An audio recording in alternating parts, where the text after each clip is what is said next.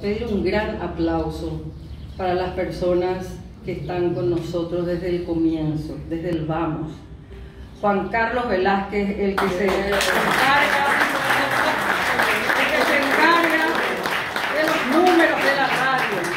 A veces yo me peleo con él y le digo, ya no quiero pagar más impuestos en este país donde no se recibe de vuelta con servicios todo lo que nosotros pagamos. Y él me dice, no, hay que pagar. Por un guaraní eso debe ser lo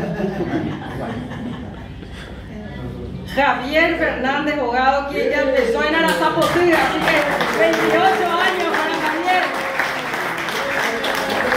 Y ahora él ya es un próspero jubilado y se retiró de los micrófonos, pero yo siempre le digo, vení Javier, por favor, vení porque la audiencia te pide. Andrés Granje también, que está con nosotros desde el comienzo. Así mismo es, creo que no me olvido de nadie, ¿verdad? Agradezco a Dios que mi madre se subió con 88 años a las escaleras hasta acá. Aunque ella es liberal, se vistió de colorado. Mi padrastro, que también le apoya y le acompaña. ¡Qué paciencia, Ramón!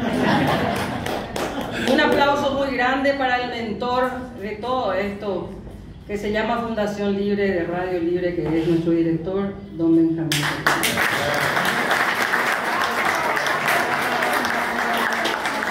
Por supuesto, no puedo pasar por alto a mi equipo, que yo le suelo decir, mis laderas, las personas sobre cuyos hombros está toda la parte funcional de esta emisora.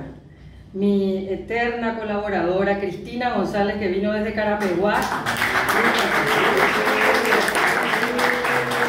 Mi actual colaboradora Magdalena González, que está también aquí hoy.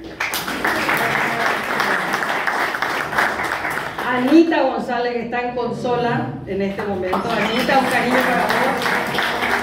Marian Álvarez, que es su primer aniversario con nosotros. Y por supuesto, a la cabeza de toda la parte técnica, la inefable Claudia Inoue.